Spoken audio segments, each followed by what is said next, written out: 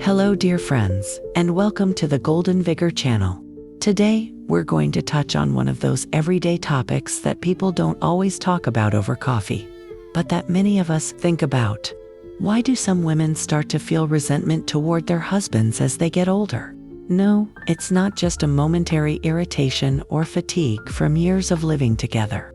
There are real reasons behind it, sometimes hidden, sometimes obvious, but always something we can address. We live in America, where openness, practicality, and self-care are part of our culture. And these conversations are especially important for us, especially in our golden years. So, let's figure out together what's going on and how to bring warmth, joy, and understanding back into your relationship, even after decades together. Why does this happen? Getting to the root of the issue. As we age, relationships can change, and not always for the better. It's not the loud arguments you see on TV or dramatic door-slamming scenes. No, it's something quieter, almost unnoticed, like water slowly wearing down a stone. In American life, where we value independence, comfort, and personal happiness, these moments stand out. Let's break down 5 key reasons that can cause these feelings and look at them through examples that resonate with us. American grandparents. Household chores. Who's pulling the weight? The first reason is the unequal division of household chores. Yes, we're in the 21st century, and equality is a buzzword, but in reality, many American women still shoulder most of the work: cooking, cleaning, caring for grandchildren. And if the husband doesn't notice or help, resentment starts to build. It's not just about the chores, it's about feeling unheard and undervalued. Real-life example. Meet Jane from the suburbs of Chicago. She's 68, loves her grandchildren, and every day she picks them up from school, cooks dinner, and keeps the house in order. Her husband, Bill, after retiring, has discovered the world of sports channels and the comfort of the couch. Jane doesn't mind him relaxing. But when she's washing dishes alone for the 3rd time this week, and Bill doesn't even offer to help, she starts grumbling to herself. Am I the maid in this house?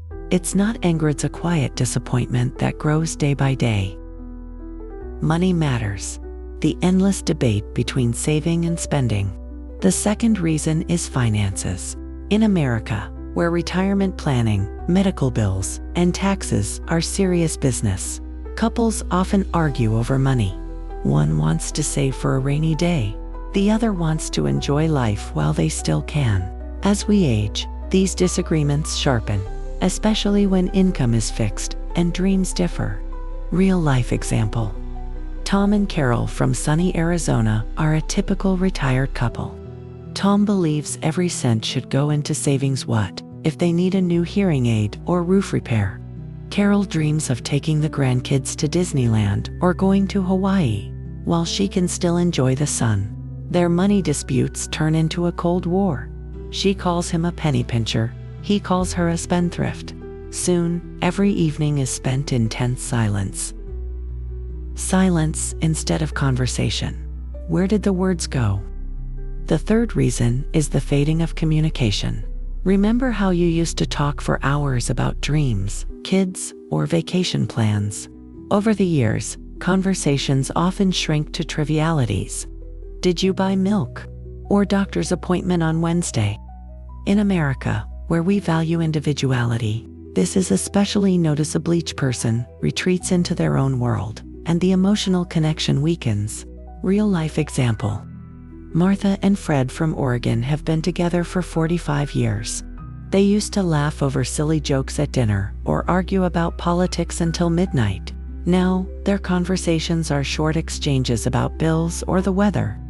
Martha misses the days when Fred asked for her opinion or shared his thoughts. She feels like she's living with a roommate, not a husband, and this loneliness breeds quiet resentment.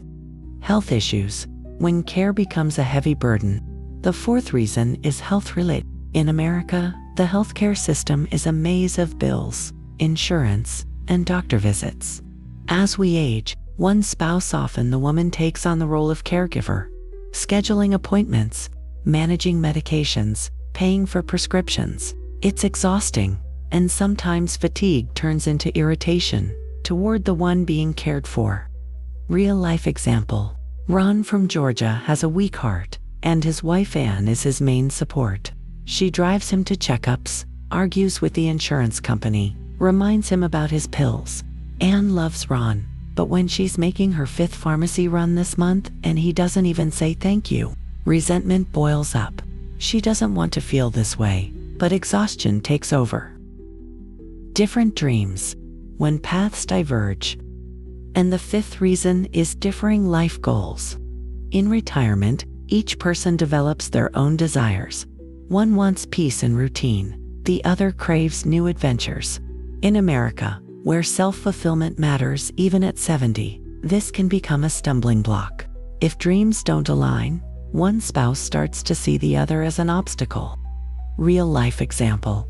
Sandra from Colorado has always wanted to paint. She's enrolled in art classes and dreams of going to Italy for inspiration.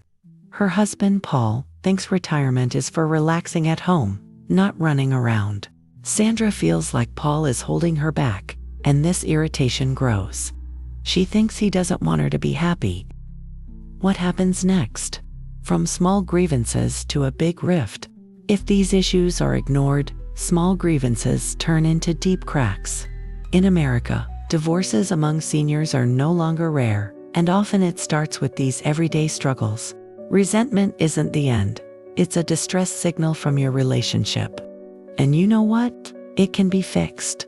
The key is not to stay silent and to take action. How to restore harmony.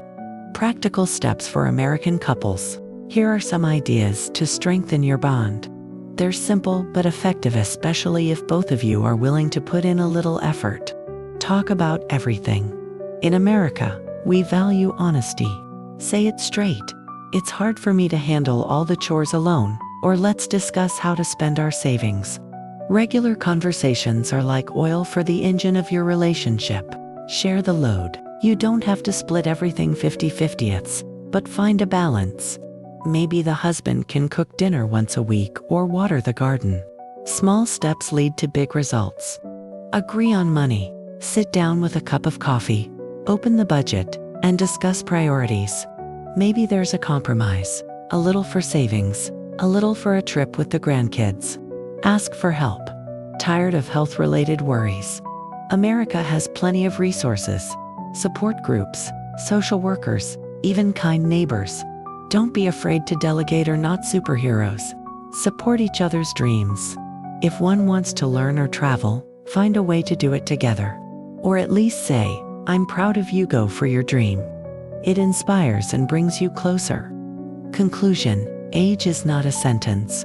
Resentment toward a husband in later years isn't fatigue, it's the result of everyday challenges. Unequal chores, money disputes, silence, health burdens, or differing dreams. For us Americans, who value practicality and openness, it's important not to bury our heads in the sand, but to work on it. Relationships are like a good old car. With care and love, it'll serve you for many more years and take you to happiness. Thank you for spending this time with us on GoldenVigor. If you enjoyed it, subscribe to the channel and stay tuned for our next video. We'll talk about how to keep the spark of love and intimacy alive in retirement. Remember, age isn't the end of the road. It's a chance to start a new chapter. See you soon, friends.